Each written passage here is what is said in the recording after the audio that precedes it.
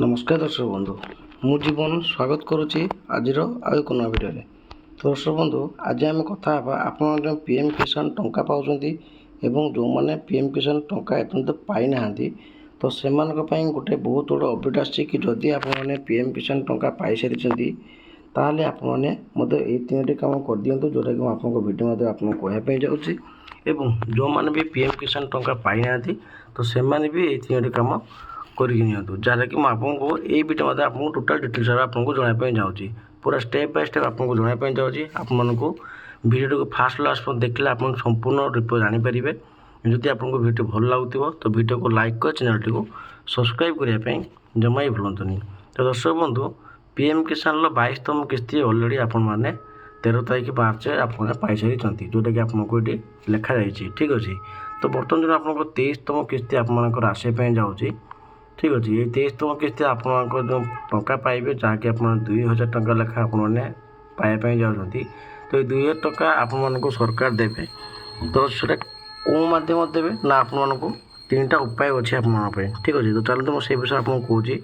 देखो आप पीएम किसान बर्तमान जो मैंने टंका पाई से बहुत सारा प्रोब्लेम थिला कि जहाँकि आपंकर केवाईसी हो कि आपंकर मोबाइल नंबर लिंक हो जोटा कि आपने मत कही नथिले कि बर्तमान गोटे पीएम किसान गोटे अपडेट आसी कौन देखो जहाँकि लिखाई देखो the honourable prime minister has released the 22 second instalment of the PM Kisan on 13 March 26 from Guwahati Assam ठीक अच्छे। माने 22तम किस्ती आपको पीएम किसान टंका 13 तारीख मार्च मास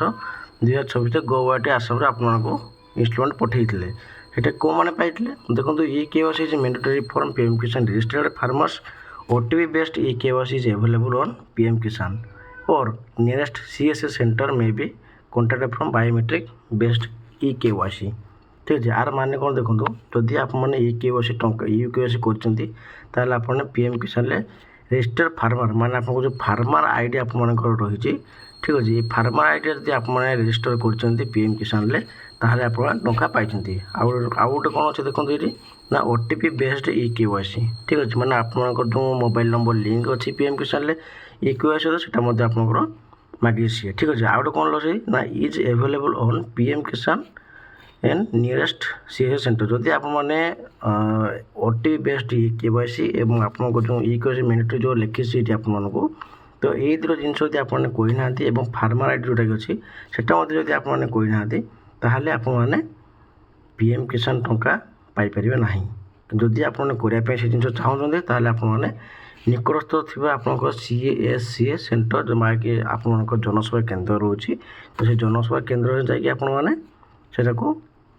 एप्लाय करेंगे ठीक अच्छे। आपको 3टा जिन आपको कहले प्रथम हूँ आपंकर कौन ना ई केवाईसी ठीक अच्छे। ई केवाईसी रोचे से ई केवाईसी मैंडेटरी जोटा आपको लिखाई ये आउ गोटे कौन अच्छे ना रजिस्टर्ड मोबाइल नंबर आपको लिंक करने बाध्यतामूलक कहुच्छी। 3 हूँ मोस्ट इम्पोर्टाट कौन ना फार्मर आईडी ठीक अच्छे। फार्मर आईडी आपंकर मुख्यतः आपको से पूरा डिटेल्स भाव में आपको कही दि जाऊँगी ठीक अच्छे। तो ये 3टा जिन जब आपने करदे ताहले आपने पीएम किसान टंका पाते जो आपने किसी असुविधा होना जदि आपने पीएम किसान एति पैसा न कर पीएम किसान टंका पाइपर ना ठीक अच्छे। तो यहाँ हूँ गोटे बहुत बड़ा अपडेट था कि जोटा कि आपको जनईदेली यथाशीघ्र देखिए आप निकटस्थ थी सीएससी माने आपको जनसेवा केन्द्र में आप 3टा जिन आपने कही आपने पीएम किसान लाभ उठातु ठीक अच्छे। तो आशा करी कि आज भिडियो बहुत भल लगे आपको जब भल लगे तो टे कमेंट करदे मुझे आगे नुआ नुआ इनफर्मेशन भिडियो जानी पारि जदि आपको भिडियो भल लगुच तो सब्सक्राइब करने आज्ञा जमा ही भूलुनी।